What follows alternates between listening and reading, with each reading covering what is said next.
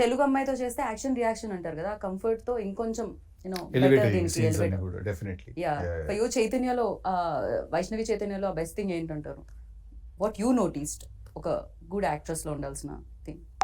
That she's a good actress. Good actors అవ్వడానికి something ఏదో qualification, degree, PG ఇలాంటివి ఉండవా?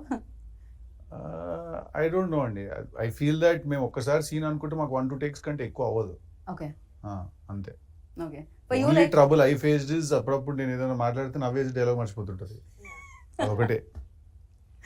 మర్చిపోయిన వెంటనే ఐదర్ కొడుతుంది నన్ను, తను ఒకటి తనే కొట్టేస్తుంది, లేకపోతే తనే సారీ అనేస్తుంది.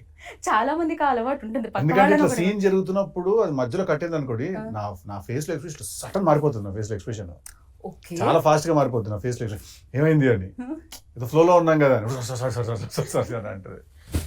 క్యూట్.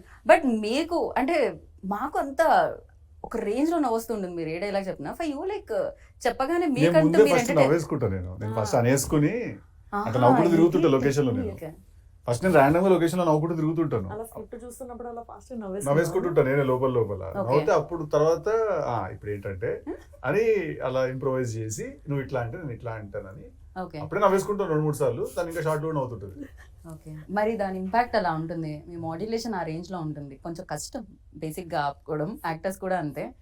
నాకు చాలా హ్యాపీ, ఎందుకంటే తను నవ్వుతుందంటే ఏదో కరెక్ట్ గానే ఉందని, హ్యూమర్ వర్కౌట్ అవుతుందని. రైట్. సో ఒక యాక్టర్, ఇందాకే చెప్పాను, ఒక యాక్టర్లో ఉండాల్సిన గుడ్ క్వాలిటీ అలా స్క్రిప్ట్ జడ్జింగ్ అనేది ఒకటి ఉంటుంది కదా డెఫినెట్గా. This is works, this is not works. So అలాంటి దాంట్లో చూస్తే ఫర్ యూ లైక్ ఏది వర్క్స్ అనుకుంటున్నారు, ఏది కాదనుకుంటున్నారు? ఎందుకంటే టిల్లు ఆల్సో వర్క్స్ లైక్ హ్యూమర్తో ఎక్కువ. ఇప్పుడు జాక్లో కూడా ట్రైలర్ చూస్తే మోస్ట్ ఆఫ్ ది పార్ట్ ఆ హ్యూమర్ థింగ్ ఉండింది. ఫర్ యూ అర్థం కదా, అంటే నాకు ఒక స్క్రిప్ట్ ఏదైనా చెప్తే అంటే ఏ జోనరా వర్క్ అవుతుంది అని మీరు అనుకుంటున్నారు? ఫర్ యూ ఎస్పెషల్లీ సిద్ధుకి అన్ని జోనర్లు వర్క్ అవుతాయి. మీరు హారర్ ఫిల్మ్ చూసినా వర్కౌట్ అవుతుంది. రైట్. ఆ సినిమా కరెక్ట్ గా ఉండాలి, క్యారెక్టరైజేషన్ కరెక్ట్ గా ఉండాలి. ఓకే. ఈ జానరా అంటే బేసిక్ గా హ్యూమర్ నా మీద చాలా గట్టిగా వర్కౌట్ అవుతుందని నాకు అందరు చెప్పడం. రైట్. కానీ అందుకని అన్ని హ్యూమరేజీ అంటూ ఉంటారు. బట్ అది కూడా ఒక ప్రాబ్లం కదా, అదే ట్రాక్ లో వెళ్తూ ఉంటుంది. మళ్ళీ ఒక పాయింట్ తర్వాత ఇంకా సీరియస్ గా తీసుకోరు. అదే ఫిల్మ్స్ చేస్తుంటే రిడెండెన్సీ వచ్చేస్తుంది. రైట్. అండ్ దీనికి ముగ్గురు మ్యూజిక్ డైరెక్టర్స్ ఉన్నారండి. బడ్జెట్ ఎక్కువ ఉండడం వల్ల అలా వచ్చిందా, లేకపోతే వేరే వాళ్ళ డేట్స్ అడ్జస్ట్ కాకపోతే? బడ్జెట్ తక్కువ అవుతుందండి యాక్చువల్లీ. అలా ఇలా ముగ్గురు ఉంటే బడ్జెట్ ఎక్కువ అవ్వాలి కదా, లేకపోతే కాదు కదా. మీరు ఇప్పుడు ఏమంటారు, ముగ్గురిని మార్చి మ్యూజిక్ డైరెక్టర్స్ పెట్టుకున్నప్పుడు ఏంటంటే మనకు ఒక ఫ్రీడమ్ ఉంటుంది పిక్ చేసుకోవడానికి. ఓకే. సో మనకేంటంటే అప్కమింగ్ యంగ్ మ్యూజిక్ డైరెక్టర్స్ వాళ్ళందరూ ఎవరైనా మనం 3-4 పిక్ చేసుకోవచ్చు. బట్ అదే మీరు టాప్ మ్యూజిక్ డైరెక్టర్లను 3 పిక్ చేసుకోలేరు.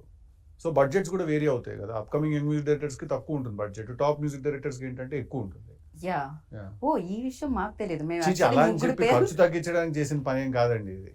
నేను బ్యాక్గ్రౌండ్ స్కోర్ అవన్నీ కూడా ఫ్యాన్సీస్ వాళ్ళందరూ చేస్తున్నారు, అందరూ టాప్ టెక్నీషియన్లే, అలా అని కాదు. బట్ ఈ సినిమాకి ఏంటంటే అలాగ మాకు కుదిరింది అంతే, అలా అనుకుని ఫస్ట్ నుంచి వెళ్ళాం మేము. పైగా ఎస్విసిసి బడ్జెట్ తక్కువ చేసే బ్యానర్ కూడా కాదు. ప్రశాంతంగా అదేం లేదు, చాలా లావిష్ గా తీసాం సినిమా మేము. కానీ దాని గురించి ఏం చేయలేదు, అది జస్ట్ అట్లా ప్రతి సినిమాకు ఒక కుదురుతుంది, అట్లా కుదిరింది. రైట్.